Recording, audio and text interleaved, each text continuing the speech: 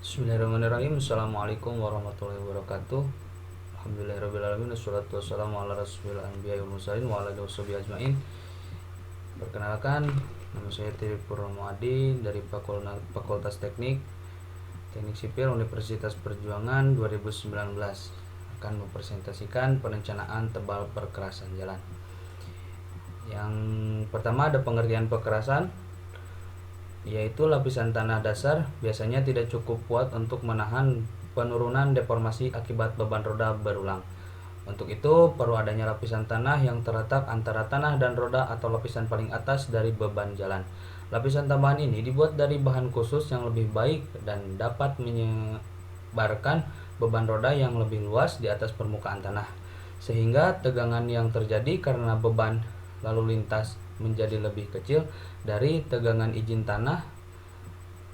Beban ini selanjutnya disebarluaskan lapisan perkerasan. Yang selanjutnya ada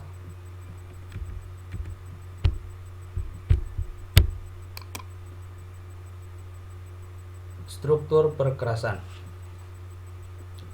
Struktur perkerasan. Perkerasan umumnya terdiri dari 4 lapisan material konstruksi jalan, yaitu yang terdiri dari yang pertama lapisan bawah pondasi berfungsi untuk penyebaran beban. Yang kedua, lapisan pondasi atas merupakan lapisan utama yang mendistribusikan. Yang ketiga ada lapisan permukaan. Lapisan permukaan terdiri dari lapisan permukaan dasar, lapisan aus. Lapisan permukaan dasar memberikan daya dukung pada lapisan aus dan juga berperan sebagai pelindung jalan. Yang keempat, lapisan aus berfungsi menyediakan permukaan jalan yang anti-slip, memberikan perlindungan kedap air bagi perkerasan dan menahan beban langsung lalu lintas. Yang selanjutnya perencanaan perkerasan jalan.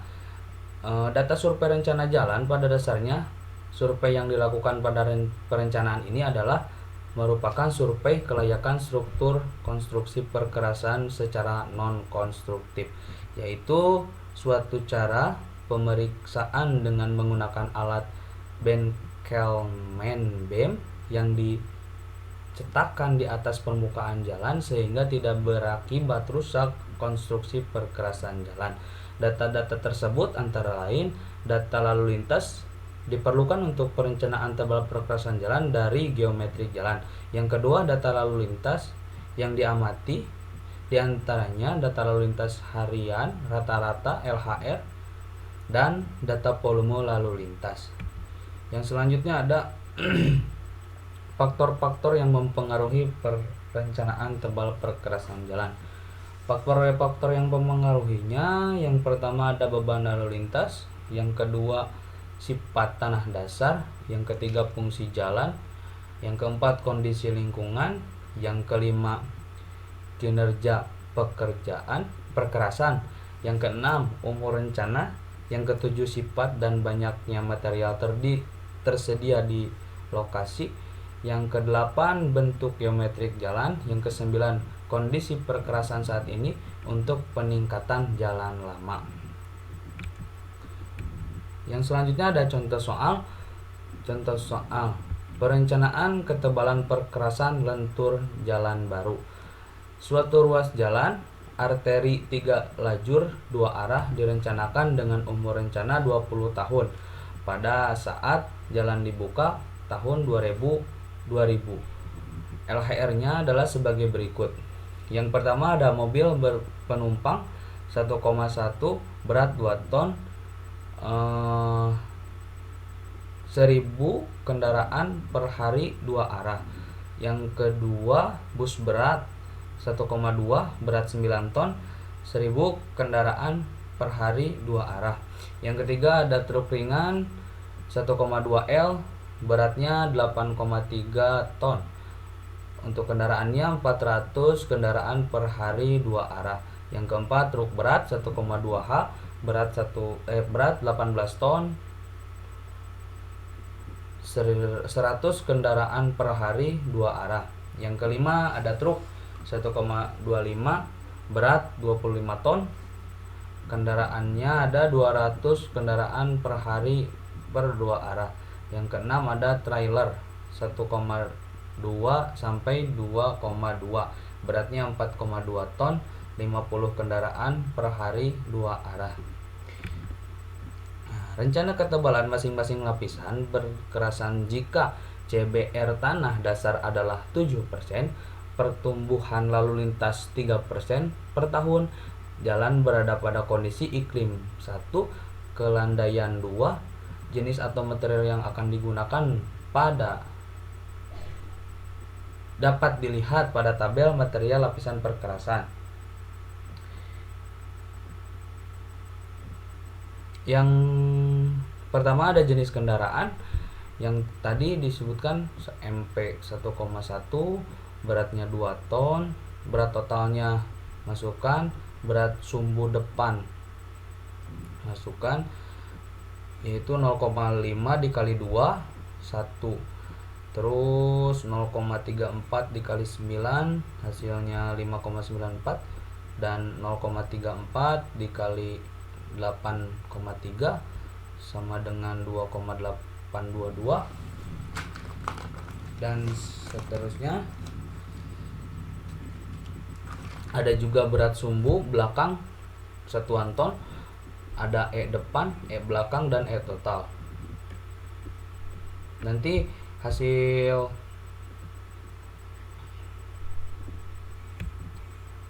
ada yang selanjutnya adalah perhitungan lintas ekivalen.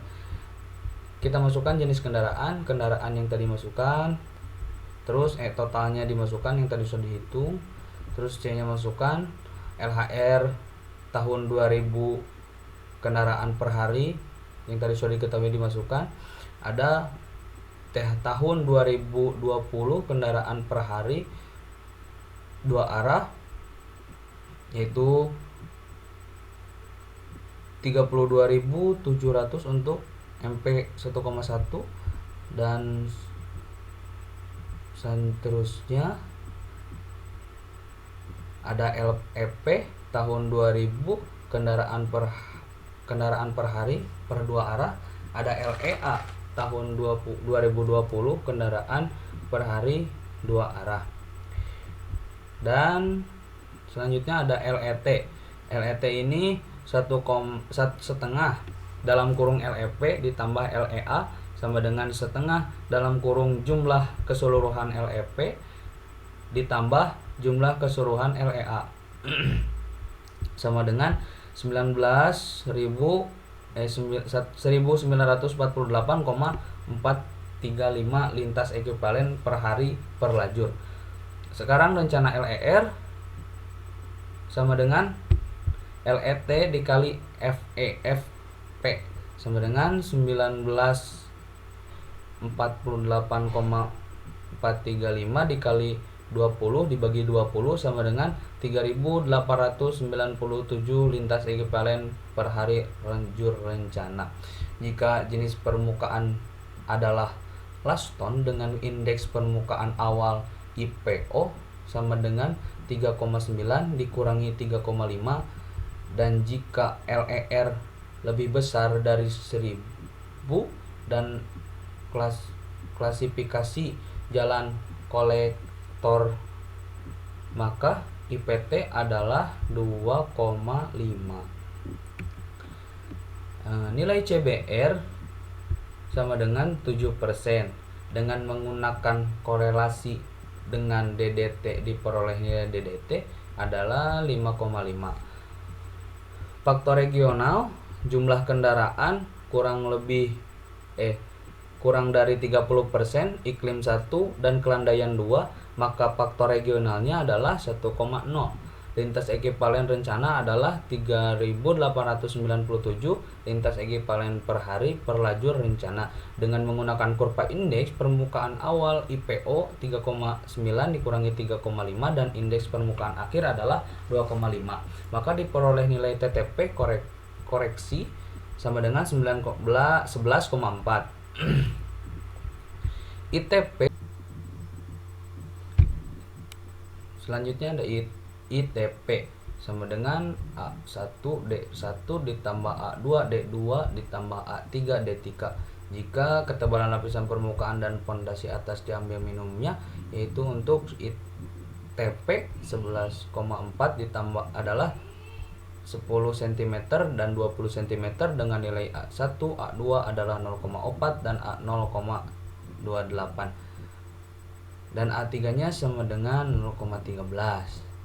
11,4 sama dengan 0,4 dikali 10 ditambah 0,28 dikali 20 ditambah 0,13 dikali D3, maka diperoleh nilai D3 adalah 13,34 cm. Selanjutnya ketebalan masing-masing lapisan perkerasan.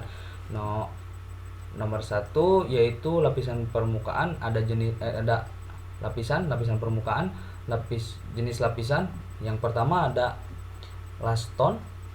Koefisien kekakuan relatifnya A1 sama dengan 0,40.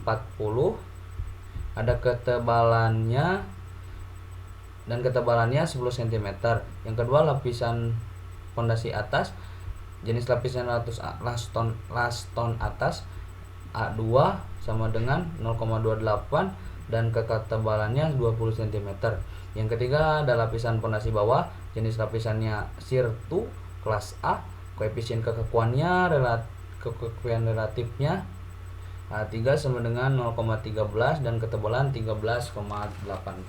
Yang keempat ada tanah dasar,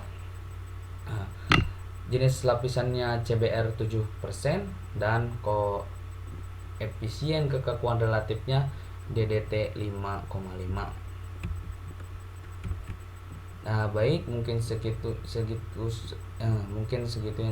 yang dapat saya sampaikan. Mohon maaf apabila ada kesalahan. Wabillahi taufiq wal hidayah. Wassalamualaikum warahmatullahi wabarakatuh.